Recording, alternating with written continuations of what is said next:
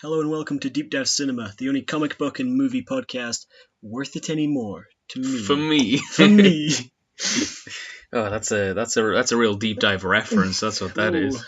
Hey, what's going on? How are you, everybody? I'm Meara. I'm Elliott again. Hey, you got a haircut since the last day. You're looking fresh. So did you. You're Oh, also yeah. looking fresh. Thanks. Imagine us, but looking more fresh. That's us right now. Yeah, our logo is like a lot nicer, cleaned up, and Yeah, just get like that turquoise pen and yeah, go over the hair a bit, and that's us. shorter hair.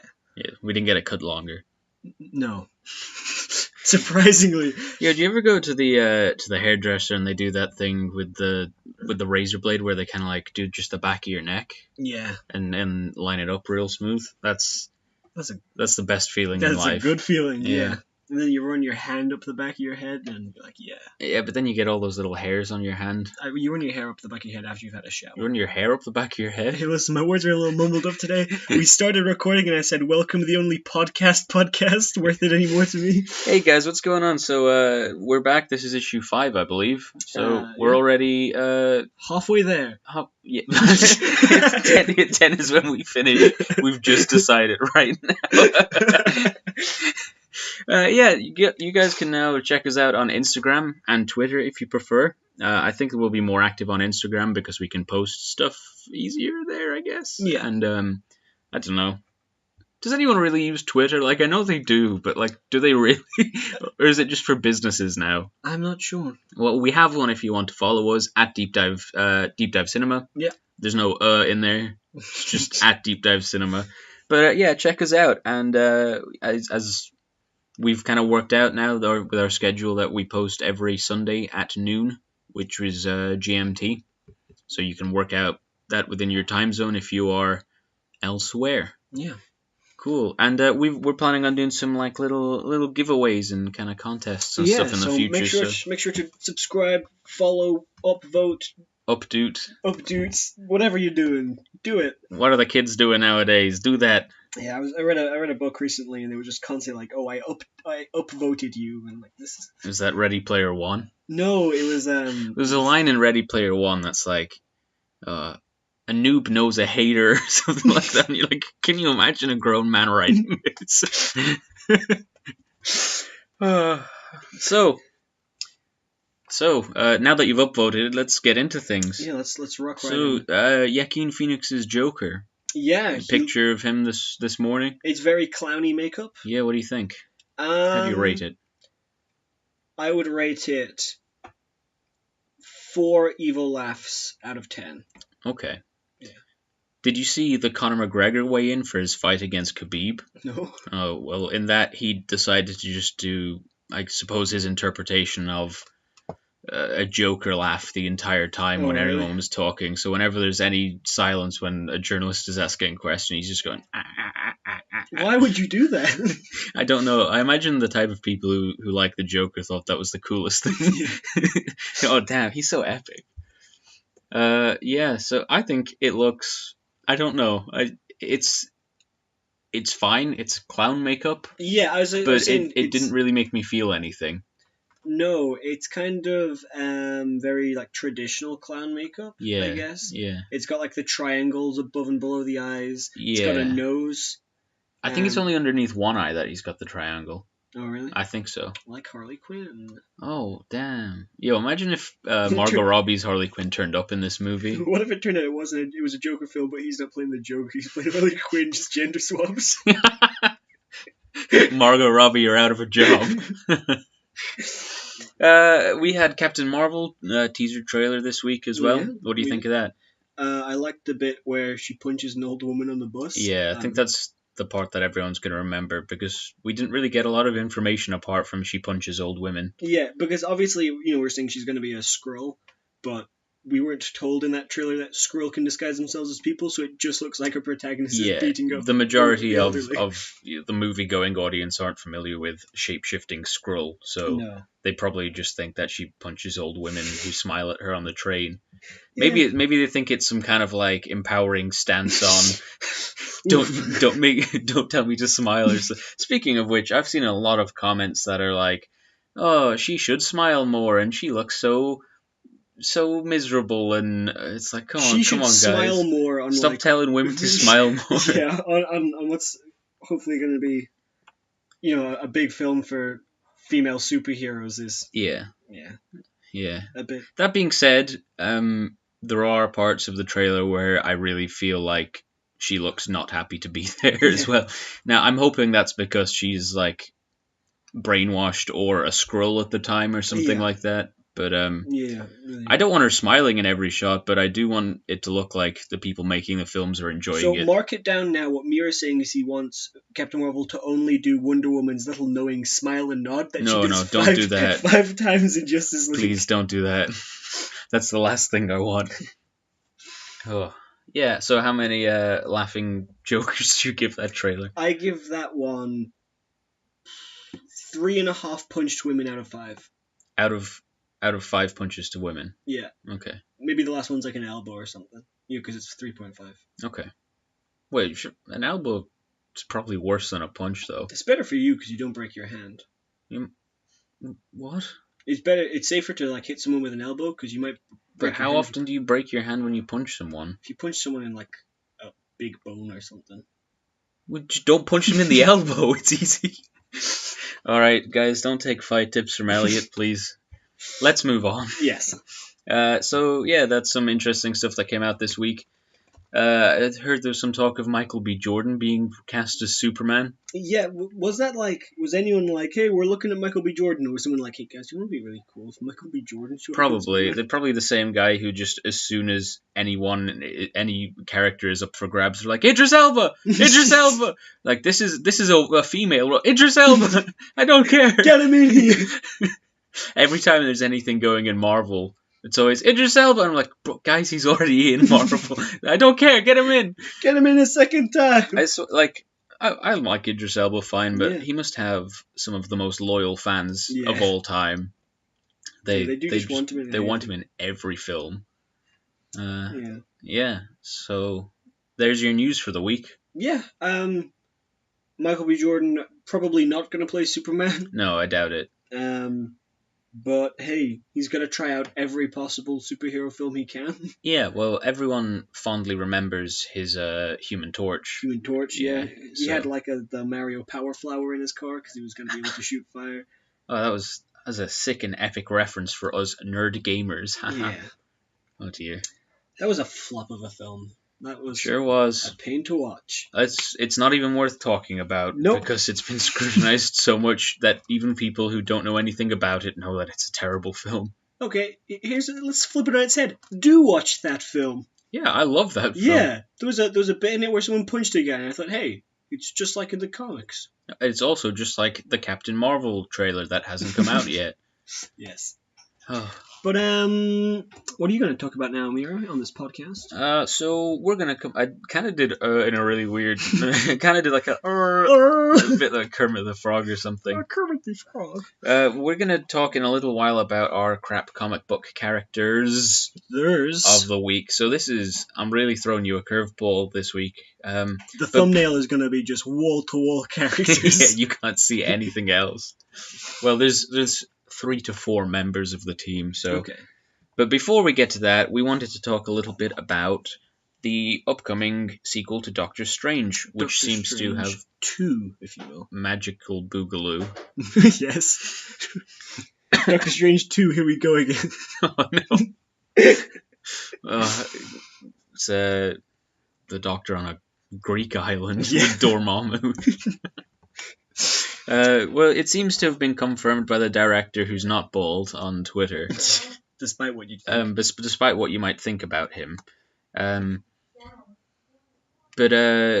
so it seems to be confirmed, and we want to talk a little bit about what we want to see for it. Yeah, because for sure. Doctor Strange, I think, is a really interesting character. He was not one that I read a lot of growing up because I hated his costume, which is a pretty stupid reason to not read him. It is a pretty dumb costume, though. It's not very practical looking. No, especially when he used to have the same problem I have with Iron Fist. Like you can't, and Martian Manhunter, you can't see past that collar. No. The collar goes like higher than their head. It's very impractical. They're like, what? Peripherals, guys, come on. Yeah, maybe Doctor Strange is like, I can use magic to see around it, but why impede yourself like that? Yeah. What are you thinking? Don't do that, guys. Yeah. But it's kind of like that Batman cowl. That means he can't turn his head. He's going to turn his whole body every single time. It's just impractical costumes. Yeah. We could do a whole issue on the most impractical costumes. We'll do that one time. Comics. Yeah, that sounds fun. We're gonna find the worst one. Oh, there's some real trash ones. Yeah, real bad. But we were recently reading just the 2015 Doctor Strange comic. The Jason Aaron runs. Yeah. Yeah. Do you remember what the name of that run was called? It was like something about weird. The Way of the Weird. I think that's just the name of the first issue. Oh, I thought it was. I don't think that's the name of the. I don't know if the story arc itself has a name, but it's to do with the death of magic. It is the death of magic, and we both, I think, really enjoyed that run. It's a great run. There's like 30, 35 issues maybe. It runs up to something like 27, and then they renamed the numbering system, so it leads on from another one or something like that. So it's a bit confusing because you have to jump from like 27 to 318. Yeah. But it makes sense once you get your head around that. Yeah. And this one, what I really loved about this one was this comic, they really brought in all the magic characters. Yeah, literally every. There's the bar with no doors. That's something that I had noted to talk about. Yeah. Yeah, so that's it's like what you call it, like those Hawaiian bars. Yeah, like a tiki bar. Or something. It's like a tiki bar in the ethereal plane underneath New York. Underground in Manhattan. And so wizards just kind of pop into it, and so you meet all of the magic characters. So there's no doors in or out of there. You have to be able to use magic to enter. Yeah. And weirdly enough, it's run by the floating head of Chondu the Mystic, who is one of my crap characters of the week. Oh, really? But going way back to the 70s. Okay. So there you go. But yeah, you've got Dr. Voodoo, you've got Scarlet Witch, you've got Hellstrom. Yeah, there's Shaman. There's loads of characters that are introduced in this run as well. Yeah. Some really interesting ones. And I really enjoyed it. I thought it was such a cool way to go with it. He kind of talks about how he spent his whole life using magic to protect the universe, to save the universe, and now he has to save magic. Yeah. And they really just lay into Doctor Strange. A lot of them hate him. But like the comic as well, he loses magic, he just gets beaten up. There's this whole kind of running theme of if you punch hard, you'll hurt your fist. Mm-hmm. If you do magic hard, you'll mess hurt up your reality body. And stuff. Yeah. It's all about balance, this run as well, where every time you do a spell for good, there has to be a negative consequence as well. Yeah. Which is something that's not really been explored in the magical cosmic side of Marvel before. To my knowledge. Yeah, I love in stories when they talk about like just the side effects of magic. You've never seen you've not seen Steven Universe, have you? No. No, the first season of that is it's not as good as the rest of the show. It's got some filler. But what I believe are the best episodes of that one are all about just don't mess with magic. Okay. And they're all like almost little body horror-ish. Like he starts learning how to shapeshift, and he tries to shapeshift into a cat, but he just makes like a cat face appear in his body. Right. But then they kind of take over his body, and so he's just like this morphing mass of cat faces, and his dad's got to like... Sounds horrific. Yeah, get rid of them all. There's one where, because the characters in that are actually just rocks and their bodies are just projections of their personality. Confused, but okay. Yeah, but he starts realizing that like he has like an existential crisis, but for someone whose mental state reflects their physical being, that means he gets like really old and just starts dying. Like, we can't stop it until he gets out of this... if he can't stop changing how he looks. So. I feel like there's more backstory to this than I can understand from what you've said, but okay. But the best ones are about, like, when you mess with magic, it's gonna be bad for you. And this comic is quite a lot like that as well. There's kind of, he does magic and then he, like, vomits for 3 days straight. Yeah, he literally does. Yeah. There's a bit where he comes home after fighting Dormammu, and he's like, Wong, why can't I see? And Wong's like, there's just so much your blood. Eyes are bleeding. There's so much blood coming out of your eyes right now. He's like, oh, that's a new one. But it's the stage where he's not even, like, phased by that really anymore. It's just There's something so like physical and like textured and gory about this run. Like everything is so disgusting looking. Yeah. That I think that it really adds a lot to the mythos of Doctor Strange. Yeah, just one really cool thing they did in this was when they show the parallel between the astral plane and the material plane. Oh, and everything in the real world is black and white. Well, everything in the world that you're looking at is black and white. Yeah. So if he's in the astral plane, you see him in color, and people walking behind him are in black. They're not colored in. But then if all of the like mind worms and all of these like viruses and things that are only they're spiritual or mystical, or only he can see them with his eye of Agamotto. Yeah, or so whatever. when he looks into the astral plane, he sees black and white people walking past, and then these colorful monsters clinging to them, and they're like your insecurities and they're your gross head pains. Yeah, and some of them are like microverse type parasites and things like that. There's a lot of like tentacles, eyeballs, teeth, and flowers in this one. Yeah, and skulls. Yeah, slugs, snails, and fish floating around the city. It's really gross. Yeah, it's beautifully done. Though. Yeah, it's great. It's really you should good. check it out. Well, it's a great run, but to avoid just getting too much into just what that run is, let's talk a little bit about Doctor Strange's place in the MCU at the moment. Okay, Doctor Strange's film came out in 2016. It was a solo outing, and I think that was a pretty like standard run-of-the-mill Marvel film. Like, I think it's fine. It's got some great set pieces. It's got weak villain. Yeah. It doesn't explain or go into as many directions as I'd like it to, and I feel like the pacing's really weird, and you've no idea how long like has passed between two different points. Yeah, it's very set. It's just kind of like, okay, here's a film. They didn't really experiment with it as much as I would have liked, especially with a film about magic. It is a little bit too origin-y and kind of by the numbers.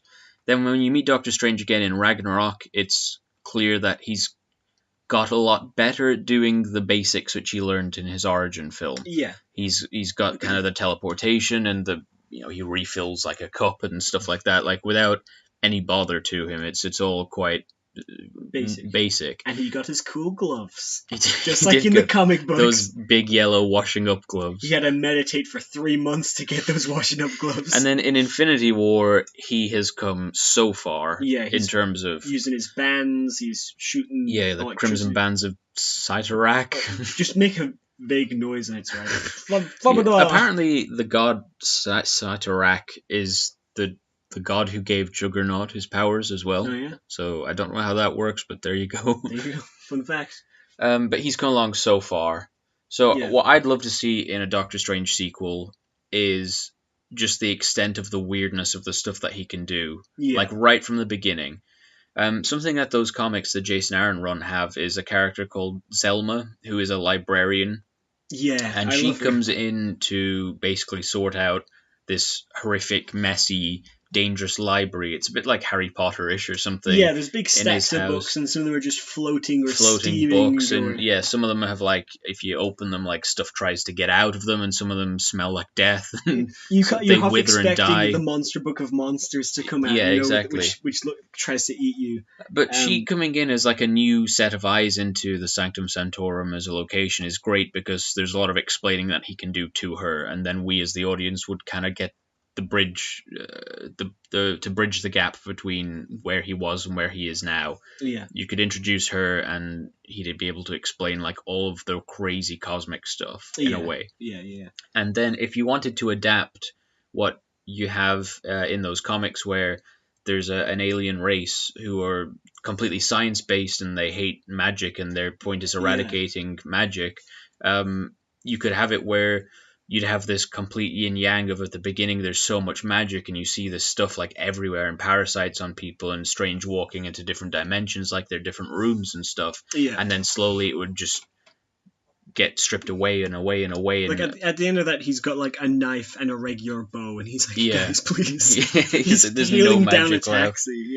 Yeah. Because the start of that, he starts in this big epic battle, and then he leaves, and he's been in like a young boy's sleeping brain. Yeah, so it does a lot of kind of going around like, oh, your child started cursing in Latin, or your dog keeps telling you to kill your girlfriend or something. Like, I'll There's, sort you out with things there's like a line that. where he says, "I'm the only doctor in New York who still does house calls." Yeah. Yeah.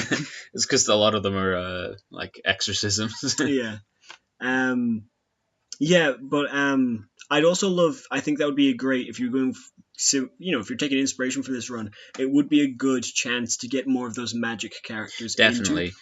Um. Scarlet Witch is the main one. As far as the MCU goes, I think it'd be great to introduce the likes of Brother Voodoo and Shaman and those Yeah. kind of ones. But I'd love Scarlet Witch to have like a major supporting role, Yeah. a la Hulk in Ragnarok, Yeah. where she gets a lot of screen time and there's a working relationship And between those I think two. it would be a good chance as well to give her some work on her powers because so Yeah, far she's done a they're lot pretty of vague. and if she goes to the Sorcerer Supreme, he can be like, "Nah, man, you can do a lot more than this." Exactly, yeah. And then we could eventually get her ability to, just completely alter reality Yeah. like the comics. And at one stage, if you're familiar with comics, you surely know about House of M. But if not, she at one stage got so upset, then she said no more mutants and just all of the X-Men ceased to exist. Yeah, it That's how wasn't. They powerful didn't she can stop be. being mutants. It was just everything was gone. Yeah, they were just wiped. Yeah. And there's some crazy cool storylines you could do with Scarlet Witch. So I think those. You could even have Loki in it in some shape or form. Like, Yeah. just having those like sorcerers band together would be incredibly cool. I'd love to see And more it'd of be that. cool to have almost like in Deadpool 2 and he's like, "Okay, we need more people." And they come in like an interview and he's like, "So who are you, Hellstrom? What's your deal?" I thought I was Satan's son. It turns out I'm just the son of a regular demon. All right, next. Who are you? Dr. Voodoo. Okay, I guess we need another doctor. Someone could be like, why are there so many doctors? You got Doctor Strange, Doctor Mystical, Doctor Voodoo. Doctor Voodoo used to be called just Voodoo. He was introduced in like the 70s, I believe, but then he became the Sorcerer Supreme for a brief amount of time, and that was only quite recent. That was like 2009 or something. Yeah. So that's when he became Doctor Voodoo instead. You could even get in like a Magic or something who's... Yeah. Well, X-Men. Is she?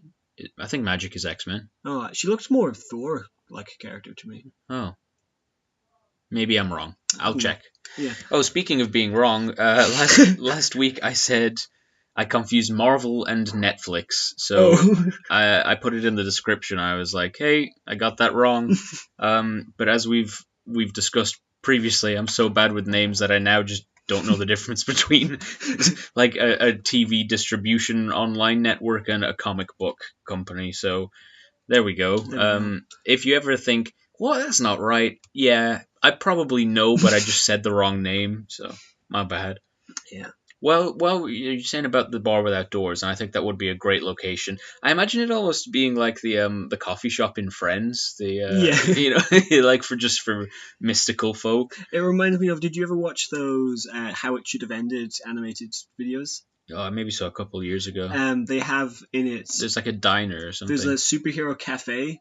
Okay, yeah. Where basically after a superhero movie they go there, and Batman and Superman just was like, "Why didn't you do this? Why didn't you do this?" Right, so it's where they kind of like sit and think about what's been going on. Yeah, but then there's like a villain pub where Lord Voldemort is like behind the bar or something, and there's a Dalek in the background. Well, that's basically it, because Yeah. Chandu the Mystic runs this pub, and as I was going to be talking about, he's a villain.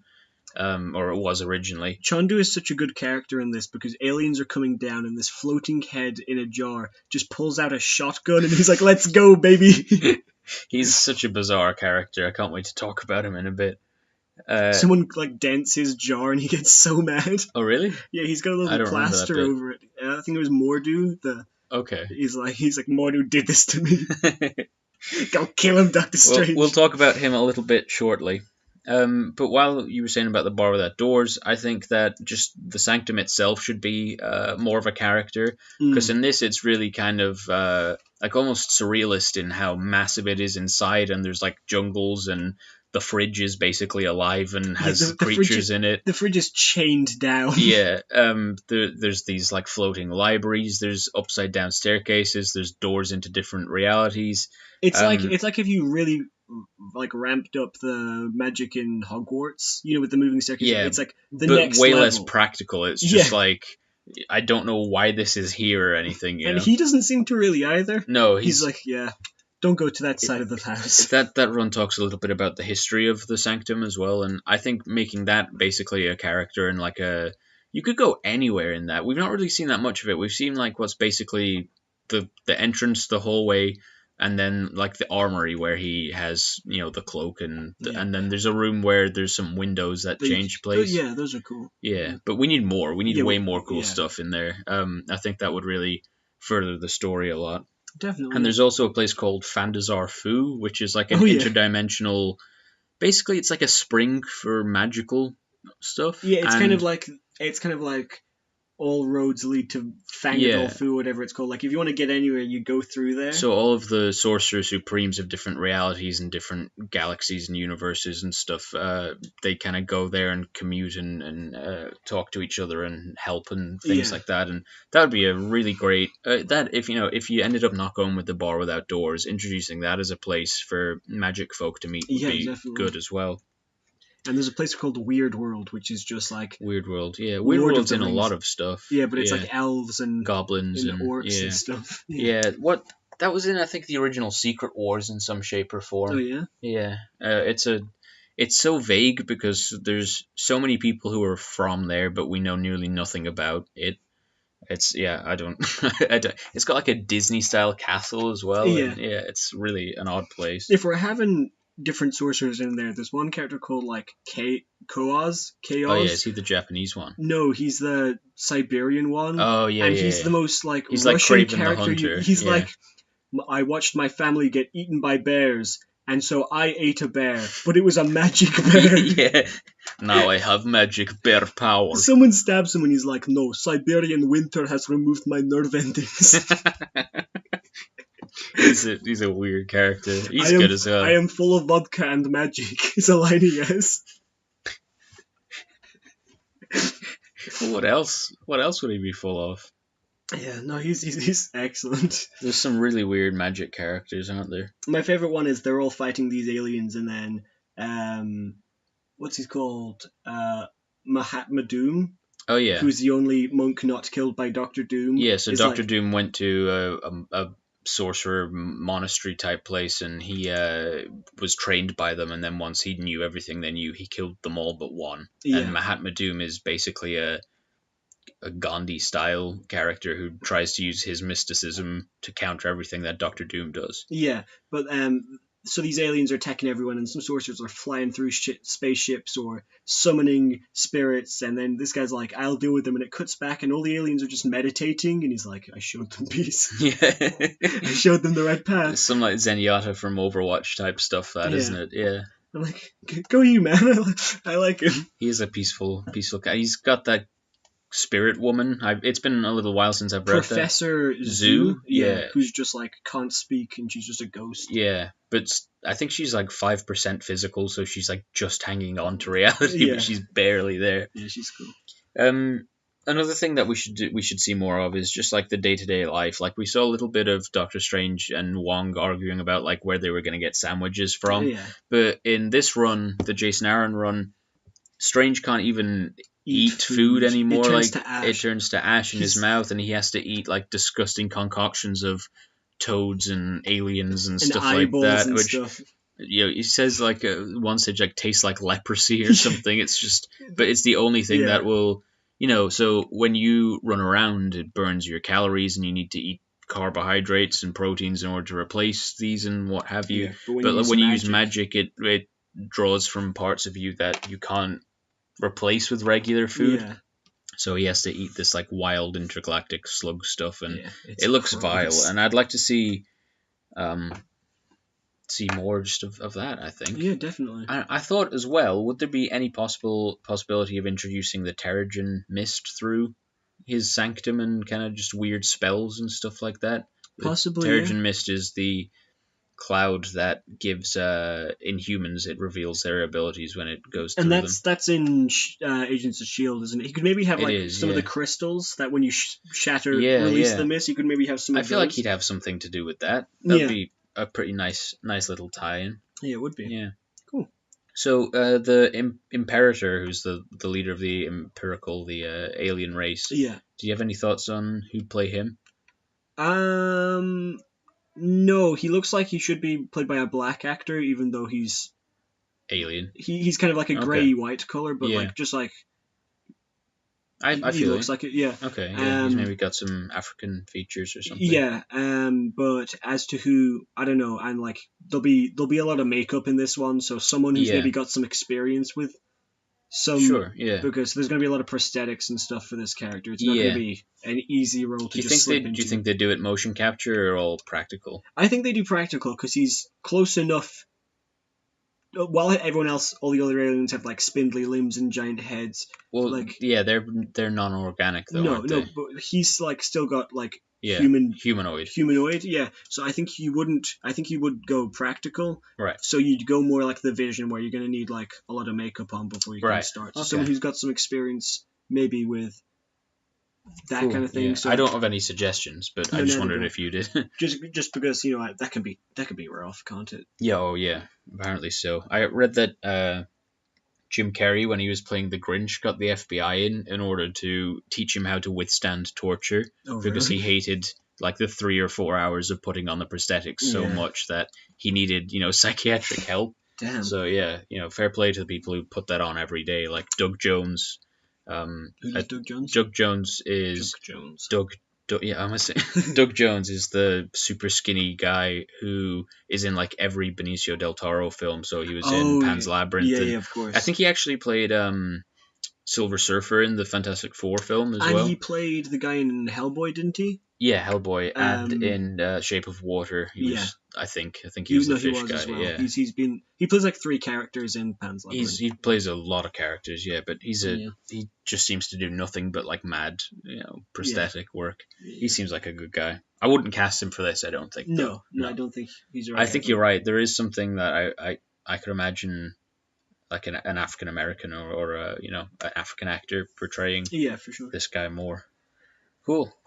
So yeah, check out that run. It's really good. It's really fun as well, and just so colorful. And his cloak changes a lot. Like, it turns into like shorts and stuff. Yeah, when it'll turn into like a magic carpet or a bridge, or when he's like losing stops being like Sorcerer Supreme, he wraps around it like a scarf when he just wants to go like buy a sandwich or whatever. Incognito. It turns into a staircase at one stage, I think. Yeah. It does a lot more, and I think that's very cool. It's so colorful and fun, and feels like there's a lot of consequence to it. And Doctor Strange has always been such a mopey character in the comics, but they make him quite fun in this. He's not like fun. He's not like joking around or anything, but well, it's kind of explained in the story, which I won't go too far into, but he's unloaded a lot of his burdens. But but even when he's running, like he's running around and he's getting into it. He's not just like floating around all the time. No, he's not above everything because it's so like gory and real. It's like it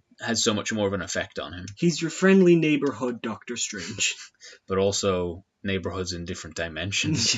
Yeah. Great. Check out the run. Let's move on to crap comic book character of the week. We're gonna sing that. Look at that soundbite! Oh wow! That soundbite is just all colored in. That's like a giant bell.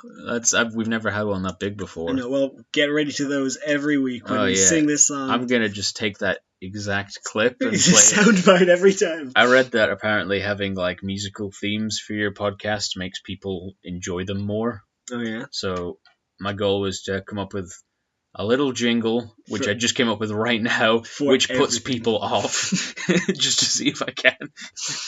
Great, okay. So, in 1976, in the original Defenders run, that Defenders is not the Netflix ones that you probably think of. It was The Incredible Hulk, it was Nighthawk, Doctor Strange, and Valkyrie. Yeah, some bigger names. So bigger names, yeah, definitely. And I was thinking about this, actually. In Ragnarok, we had all of those apart from Nighthawk. Yeah. But they never, they didn't really, say. No, that's because they were the Revengers, not the Defenders. I know, but that's kind of weird, isn't it? That they just all happened to be in that, but in an unrelated story. Yeah. But anyway, 1976, in The Defenders, issue 21, there is a team of 3 villains introduced called the Headmen. The Headmen. The Headmen. Are they all heads in jars? No. What Okay. Chandu at this stage is not a head in a jar. Oh, so it's poetic irony that he eventually becomes a head. The Headmen are called so because they all have something wrong with their heads. What? And that's the only similarity that they have with one another. Because they all have different goals and different objectives and different abilities, so they don't really make sense as a team. But they're like, we all have weird heads, so let's just go with it. They're just all friends. So you've got 3 in the first appearance and 4 in the second appearance, which is only like 10 issues later or something. Okay. So you've got Chandu the Mystic, who is just a spooky-looking, like, magician-type looking guy. Yeah. And his whole deal is brain transplants, which then eventually kind of becomes mind transplants, but not really. Okay. So can he do them quickly, or is no? it like it's a literal scientific procedure where they have to take his brain out of his head and put it into somebody else. So that's not like a during a fight thing. He's like, no. Okay, guys, it takes time a lot out. it takes a lot of work. So I need a week of recovery. The team injects his skull with extra mental strength and mystic abilities somehow. Oh, you could just buy that. Yeah, you buy that at the 7-Eleven around the corner. You know, the original Deadpool originally was injected with like Wolverine's essence. It's right in the aisle next to Wolverine Musk, whatever they injected Deadpool with. I bet Wolverine leaves a lot of that around the place. He does. Yeah, gross. So yeah, they inject his skull. And the first thing that he does is make it rain invisible rain on Manhattan, which if it touches anybody, it makes them want to die. So everyone is just jumping to their death and stuff. Right. But I don't understand why it's a physical thing like rain, because it affects everyone inside. So it's like mystic rain that doesn't... it's like the rain in Fantastic Beasts, where even the people inside were like, oh, I forgot. I literally cannot remember anything about that movie. At the end of it, they were like, if we put a potion into the rain, then everyone will forget that we wrecked the city. But then it shows a family indoors, and a guy's having a shower, and you see him forget, and you're like, oh, okay, I guess that makes sense. But then a family's eating dinner, and they forget, and like, what?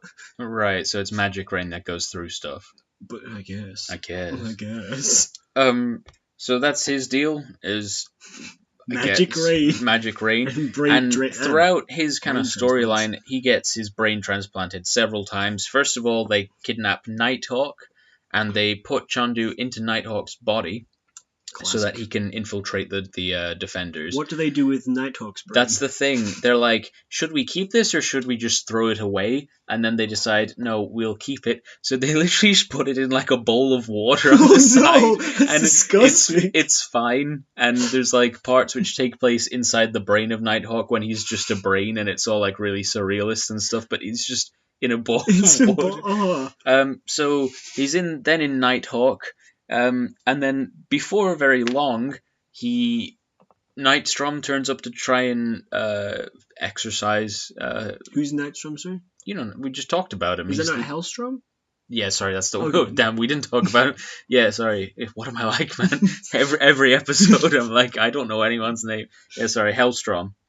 Turns out he's a demon guy. At this stage, we're in the Sanctum Sanctorum, which is kind of their base of operations at this point. Yeah, Hulk doesn't really have a HQ Hulk they can go to. has a pet deer. What? Called Bambi. What? At this stage, yeah, which he had for a while. How have I never heard about this? It's brilliant. Then, basically, the brain ends up in the deer. No, what? Yeah. So Chandu's now... and then, yeah, he's a deer, but he can't use any spells because he can't speak or use his hands as a deer, so he can't, like, transform himself out with it. So he's stuck in the deer. Way down the line, then they take him out, and at this stage he's just a head for whatever reason. I think they put him in someone else's head, but it's just a head. Okay. And then they put it on, like, a spider body with 6 legs and stuff, and you're just like, what do you do? And then eventually he just becomes the head in the jar that we know from the Jason Aaron of Doctor Strange. I thought... What, a deer? Is it just like a normal deer? No, a baby deer. It's called Bambi. I thought you were going to be like, it's a hulked out bulldog or something. No, it's a deer. Just a baby one. It's so small. Right, so that's one guy. What's his name again? Chandu the Mystic. Chandu the Mystic, okay. Yeah, they're pretty easily beaten. But anyway, they keep going. There's Gerald Morgan. Now, this is a guy who actually has some credentials. He invented basically a shrinking ray Okay, cool. long before Hank Pym did anything with shrinking, and there was no Ant-Man or the Wasp or anything. So there's some good credentials. Yeah. But what's wrong with his head is he managed to shrink his skull. What? So he's a normal-sized man, but he's just got a tiny Tiny skull head? and like a big baggy face because Oh no! it's just the skull. Just the skull. Yeah. What? Oh god! it's like I don't know. It's just so baggy. Wait, so what's wrong with the head of the first guy, John Doe? Well, it's not wrong with him, but he transplants his brain from stuff to stuff, so Okay, he's I always guess his just gimmick yeah, is his head then. Okay. yeah. And he's kind of like, I don't really know what he does for the team. Like, he's a scientist, and he's a lot more science based than the others, I suppose. And he's often kind of like comes up with good ideas, but he's just nervous and never wants to get involved in anything. Right. So I don't really know why he's there. I think he came up with the serum that they inject into Chondu's head. Okay, that's his thing. He makes the magic juice. Yeah. Then we've got Arthur Nagin, or Noggin, I don't know how it's said, is a scientist who did experimental procedures on assortment of animals, like animal testing. They're all just scientists. Basically, Yeah. yeah. Well, Chondu's not. Chondu's like an out-and-out mystic. A brain surgeon, though. No. He doesn't do the procedures. Oh. He has to get other Okay. scientists to do it. Okay. He doesn't know how to do it. Oh, what an idiot. And so Arthur does experiments. He's doing like transplants on gorillas for ages to try and work out like what takes and what doesn't, and you know, can they use gorilla body parts to save humans and stuff. Right. But he does this in a really cruel and inhumane way. So the gorillas hate him so much that they evolve, overthrow him, and then transplant his head onto a gorilla body. No, God, no. So he's just like, this dude's a full-on gorilla, but with just a human head, and he's got a lab coat sometimes. What? But Why? it's like this is punishment, but now he's just super strong gorilla strength, but he kept his mind. And if he was like somewhat admired gorillas, why are they like, the gorillas are like, this is your punishment? Well, because he he tortured them basically. Yeah, but like, put his head on Bambi. I don't know, man. But he's just kind of usually the one who's like, we got to use science, and then there's an opportunity to use science, and he's like, monkey attack. He just attacks everyone. You're like, no, buddy. I'm glad they have some muscle power, because I was really wondering how the Hulk didn't just kill all of these guys immediately. Well, then there's the fourth person who I guess is the muscle of the team, and she's the female headman. The head people. Head person. Yeah. Was introduced at a later date. She's called Ruby Thursday. And what's up with her head? So she was like a super advanced organic computer type person. Okay. She blew up her head. Classic. And it got replaced by one of these organic computers somehow. So it's just a big red orb no, it's not even big, it's smaller than head shape. So she looks pretty stupid. Okay. But it's able to transform into all variety of things. So it can, at one stage it grows like tentacle things to like attack people. Mm-hmm. One stage she turns it into like a working cart to cart the Hulk's unconscious body around. So is she just doing a headstand over the cart? No, she's just standing, and then it goes into like a long rope, and then there's just a cart on the end of it. Okay. But she's got just like this stupid, like typical 70s skimpy women's outfit, and like her breasts out and stuff, and then just this tiny head, and she uses her head explodes at one stage as like a weapon, and it knocks out. But then it goes back together, and it knocks out like the Hulk. So I don't know how powerful this thing is. It must be pretty powerful. It must be pretty damn powerful. And she can also use it to, like, because it's shape-shifting, she can replicate other people's faces. But it's always red. But it's always just the red thing, and she uses the power to replicate it just once. Okay. And she replicates the dude with the shrunken head no, who's already on her team. So it's got no practical application. She just does it to show that she can, and then it's never used again. And she also picked the ugliest guy to replicate as well. He's so ugly. You should see that guy. He looks like I haven't seen these films in forever, but one of the Despicable Me. There's like a mad scientist in Despicable Me. Remember that guy? The Vector guy, the orange guy in the orange jumpsuit. No, he works for the good guy. Oh, the older guy, is Yeah, he? yeah. Yeah. He looks like him. Okay. Yeah, I don't remember. It's been a long time, so maybe I'm misremembering a little bit. But No. I think he looks like that guy. Okay. And yeah, they just don't really have any plan. They're like, this Ruby Thursday, she's like, they all sit around in a circle and they're like, my plan is to replace everyone in the world's heads with organic computers. And Chandu's like, I just want recognition for being this, and they all have like different plans, so I don't know why they're part of a team. I just thought it was ridiculous that their only like similarity is they've got weird heads. Yeah, so And one of them doesn't even have weird heads. He's probably just got like a scar from when he's had his brain taken out 7 times. yeah, but I suppose the head is the only normal part of it, so it's still like an important part. Yeah. When they're sitting around the table, is he back into his normal body, or is there just a deer there? I think he might be Nighthawk at that stage. Okay. Yeah, but then obviously he goes into the Defenders and is like, I've found out all sorts of things which I will relay back, and then they're like, no, we'll just stop you, and he's like, damn. Nighthawk's a weird one as well. Which one's Nighthawk again? Nighthawk got his powers from Grandmaster, and he can fly, but his powers are doubled at nighttime. Of course. Well, that's when all the crime happens, so I think he started out as a villain and then decided, yeah, I'm sick of this. I'm sick of this. Yeah. I want my own merchandise, baby. Damn, Luke Cage. So Wasn't his merchandise just he sold bullet-ridden sweaters? No, he sells like Power Man T-shirts and Harlem's Hero and stuff. In the show, it was at first it was just bullet-ridden. Right, yeah. In season 1 of Luke Cage, people start wearing that as like a fashion item. Yeah, bullet-ridden. Yeah, that's weird. And the police have to pull over every single one of them. I finished Luke Cage season 2. Oh yeah, pretty good. I feel like it's a bit of a return to form because I didn't finish Jessica Jones season 2 or Punisher. So this is the first one that I've finished in a while. Yeah. Because I finished the Defenders, but that was only like 6 issues, and I was like, whatever, I want to see what happens. What's the name of the villain of that season again? Of which? Luke Cage season 2. Oh, that one's Bushmaster. He's also a voodoo guy? Yeah. But he's like... Who'd win, him or Dr. Voodoo? Dr. Voodoo, okay. Definitely. He's basically... He takes Nightshade, which is a plant that only grows in specific parts of Jamaica, which makes him not like bulletproof, but he can just take the bullets and then really struggle later. Okay. But the more Nightshade you take, the less effective it is and the more you need, and it kills you slowly and stuff. So like real drugs. This has been a PSA. 5 episodes in, you working at something. Say nope to dope, boys. That's it. We're a wholesome say no to drugs podcast. That's been our true We're only going to talk about that one comic book where Captain America had to fight heroin. Oh yeah.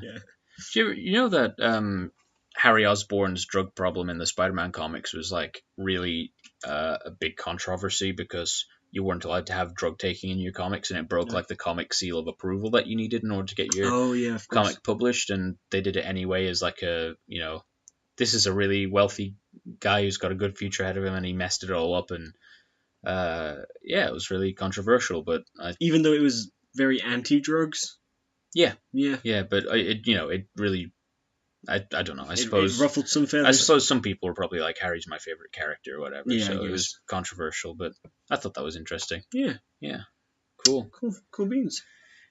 Great. We watched Final Score with Dave Bautista at like midnight last night. Yeah, I was very tired. It's got Pierce Brosnan in it, and it takes place during a football game at Upton Park. For some reason, West Ham is in the semi-final. Oh yeah, they're in the semi-final of the Champions League, which if you know anything about football, you know that's never ever going to happen. West Ham, not a super successful team. It's not like no one of the best, definitely. No. But hey, they made it. They had the rights to shoot in the stadium, and they were like, I guess it's got to be West Ham. Yeah. So it's Dave Bautista and Pierce Brosnan versus a bunch of like standard issue bad guy Russians. Yeah, it's kind of like, imagine if, what's a Christmas film? Die Hard was in a football stadium? Yeah, and I think it's almost good. Yeah. It's all I like these kind of self-contained action films where it's like one location and stuff. And they do some cool, There's some cool stunts and stuff, Yeah. but there's a lot of like, oh, okay, in it as well. Yeah. So, what do you rate this film? If we say Pierce Brosnan is the best possible, I'd give this like a Pierce B. Ooh. So it's like a 1 to 13, but you just use I was gonna go. I'm gonna rate this one like 6 bulging pectoral muscles out of 10. Damn, that's way fewer than there are in the film. There's one guy and he's just. Oh, he makes Dave Bautista look like a little baby man. He looks like he's made out of balloons. He's ridiculous. He looks like a Roblox character. He does. His head is like smaller than his shoulder muscles. Yeah, it's so funny. It really is. Yeah. There's also this great shot where it shows like the West Ham fans and they're like shouting and everything. No, that's the away fans. No. They're like West Ham are like just shouting or whatever. Okay, but then right. it cuts to the Russians and they've got red flare. They've got like Okay, flares, so yeah. they're all bathed in red lighting and everyone's just screaming and That's waving weapons. That's pretty typical of the away Russian supporters, though. But then it cuts to the villains, and it's just 6 men standing up in the stands in suits, silently while everyone around them waves bottles and stuff. Everyone's going mad, and they're just sat there, and I don't know why, but we both laughed at that shot. It was very funny. It was pretty funny, yeah. I thought it was like cool that Sky made a film, and they were able to use like the Sky sports commentators and stuff like that. But it could have been better. There's an action piece where it's 3 guys in an elevator. It's one guy who's very nervous and doesn't want to be in the fight at all. He's very scared. Yeah. And then it's the bad guy and Dave Bautista. Yeah. And because it's such a small elevator, I thought that was a great scene where it was good action. But I think I've seen between the action scene in Drive that takes place in the elevator and the action scene in The Winter Soldier, I feel like I'm kind of done with. Yeah, I thought it was like very different to the Winter Soldier one where there's like magnet handcuffs and he fights 100 people because it's just one guy, but he just doesn't have the room to fight him. He has the jump on him as well, so yeah, it's some cool action pieces. It's probably worth checking out if you've got Sky. I wouldn't pay for it at the cinema, to be honest, but no, if you've got Sky, check it out because it was something you can watch kind of late at evening or on a Sunday afternoon and just chill a little. Yeah, probably not with the kids. No. There's a lot of unnecessary swearing. Yeah. You can tell whoever wrote the script is like, let's really ramp this up. Yeah. And I get why it's there to make it like a cool action and stuff, but it just sometimes it becomes so much it feels kind of desperate to show you how adult it is. There's bits where someone's swearing and Dave Bautista's like, stop swearing, and then you start swearing at them. Yeah. It's literally like they had some kind of script editor intern and they were like, just pack in some extra swearing, and he was like, I don't care if this works or not, I'm just gonna put it in. It's what boss said. I'm doing it. Yeah. I've just been upgraded from making coffees to adding swear words, so I'm gonna go all out. That's the regular career path in Hollywood. Yeah, coffees, swear words. Your role is taken by Scarlett Johansson. Oh, damn. Hits close to home, buddy. Actually, I had a dream last week. Or Idris Elba. Everyone wants you to be Idris Elba. Damn, Scarlett Johansson and Idris Elba, have they ever been in the same film? Oh yeah, I suppose Infinity War. Yeah. We need just like a rom-com of them, and the characters are fictional actors who just take everyone's roles. Or we need a rom-com with them, but then every time a side character comes in, they're also played by those 2 characters. Yeah, good idea. No, listen, I had a dream last week that we were making this podcast, and I just said, like, randomly, this podcast is sponsored by Coca-Cola. And then we got like a cease and desist letter from Coca-Cola. But we managed to like somehow spin the bad press, and then Pepsi was like, we'll pick you up. So then we ended up sponsored by Pepsi Cola. And then we'd start like every issue with like a this episode's brought to you by Pepsi. And I don't know why, but I thought it was the best. If we did that, it wouldn't just be like it's brought to you. You then have the sound of us just drinking the entire thing and then Yeah. That's funny because I also had a dream about recording this podcast because it was time to record it, but you'd taken the dog for a run. Okay. And I was like, oh man, he's not going to be back here in time. So I just called my friend who lives like a 2-hour drive away, and I was like, Jerry, you got to get here pronto. We need to record, and you're the only nerd I know who'll be on it. So we recorded it, and it did like super well. Oh no! So I got replaced. No, you didn't get replaced. He was only in that one, but it was super well. And we were like, oh, we'll have guest stars on all the time. But we forgot to at the start of it introduce the episode, so the episode had to be taken down because we didn't do that. Welcome to, and for whatever reason, YouTube was like, if you don't see what the podcast is, the podcast can't be on. Damn, I wouldn't be surprised by YouTube anymore. Those guys. I mean, hi YouTube, give us ads. Give us Coca-Cola or Pepsi. We're not picky. You know we're good for it. What does that even mean? It means we can pay them back. Okay. Oh, alright. Cool, yeah. So, I give it Pierce B out of Pierce Brosnan. I give it Pierce Bro. Ooh, yeah. That's pretty good. Oh, wait, no. What is left after Bro? Snun. Yeah, no, maybe Pierce Brr. Okay, no O in here. No. Okay. And we've been playing Spider-Man on the PS4 as well. Oh, What do you yes. give that out of Pierce Brosnan? I give that one Pierce Brosnan. I give it Pierce Bros, I think. Yeah. I've got an extra N in there. Yeah, I just really don't like the way Mary Jane looks. Oh, you see, the thing, that's why I've got the extra letter in there, because No, I saw her and I was like, hey, that's a cool way to do Mary Jane, because I was kind of expecting, like, super dark red hair, but she kind of looks like just more like a real person than... Yeah, but I don't want that. Than Meara or whatever, from Mera. Like mermaid. Okay, Meara. From Aquaman. From Aquaman, yeah. Or Mera. Medusa Mera. from Inhumans. And other superhero films Yeah, I don't but- want to watch. I don't know. Like, I just don't like the look of her. I have no, and I don't like the look of Miles Morales either. He looks way old. He looks like he should be 25. Like, I want Miles to be 13, 14. Yeah, we want little boy Miles Morales. And supermodel Mary Jane. What else was I surprised? Also, she's just like, she's like basically running the Daily Bugle. And Yeah. I'm like, what? Let's say some good things though. Aside from it, Web swinging's cool. web swinging is so good. Some of the outfit designs for both Spider-Man and the villains, super cool. Yes. New York feels very alive. You can take a selfie with people just sadly sitting on rooftops. Yeah, we spent so long doing this. Because we couldn't work out how to take the picture, so we just kept adding stickers until we just took a screenshot. New Yorkers only seem to wear Timberlands, so they got that right. There's rats. There's rats everywhere in It's this. disgusting. There's a cool mini game where you play as like a little spider bot and you're skidding around all over the place. It's great fun. Oh, I found the Simkarian embassy. Simkaria being the fictional country where Silver Sable is from.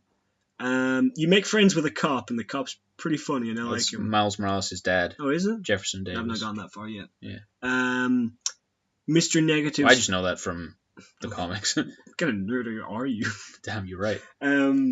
What else? The facial animations for Incredible. Mr. Negative, especially, so good. So good. They must have motion captured them because I've never seen Yeah. anything like that in a video game before. No, it was. They're so expressive.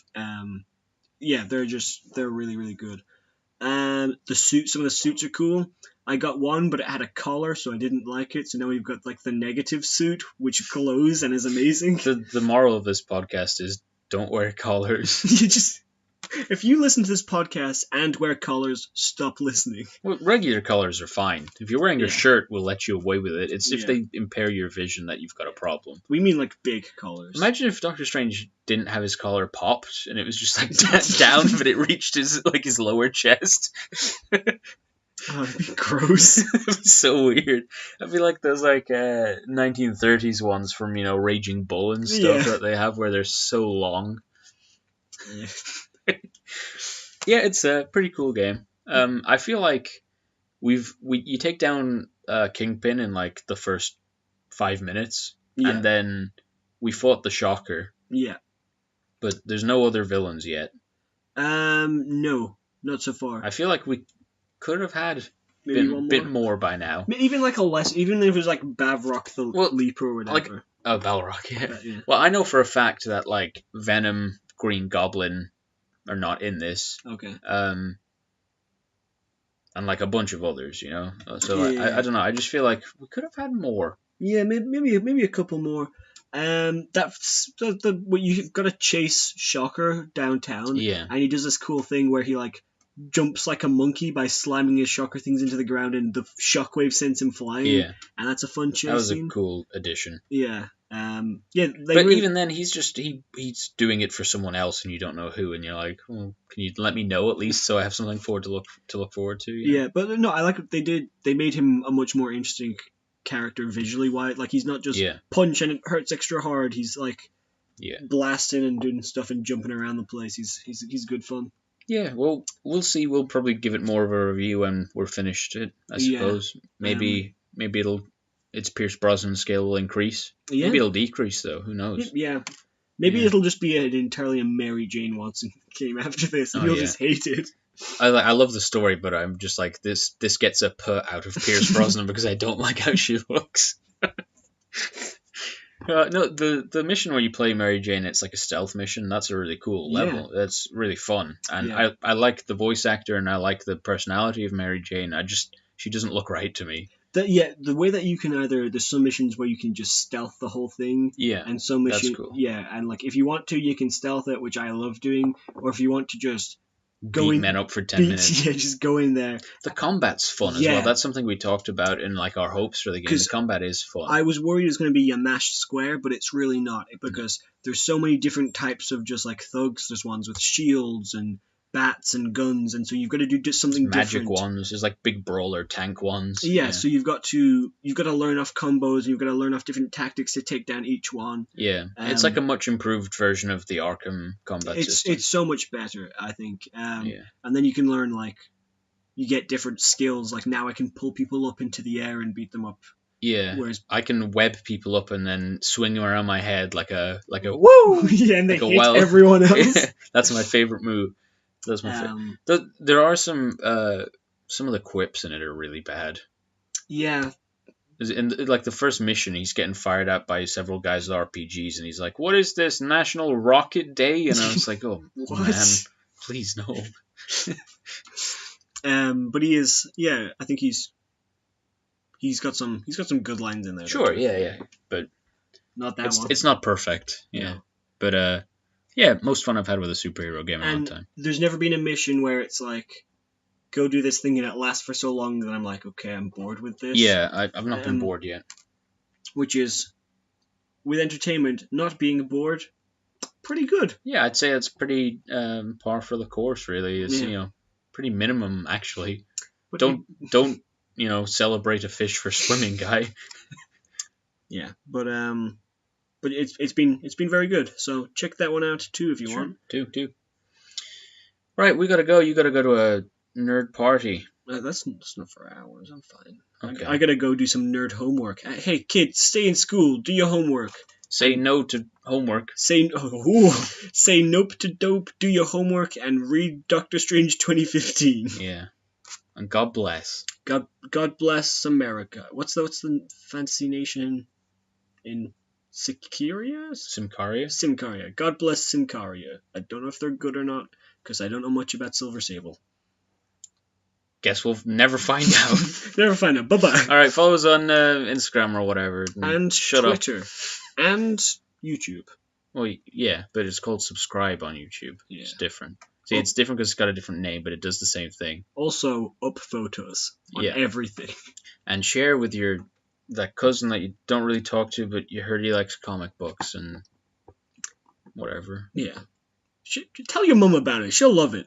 Yeah. I was told someone's sister listened to this and she said, damn, they've got the voices of angels. And that's the best review we've gotten for this show so far. So tell your sister. Well, we've had one unsubscriber. So that's the only negative that I've seen. If you're out there, we're coming for you. Yeah. And this time we've got guns.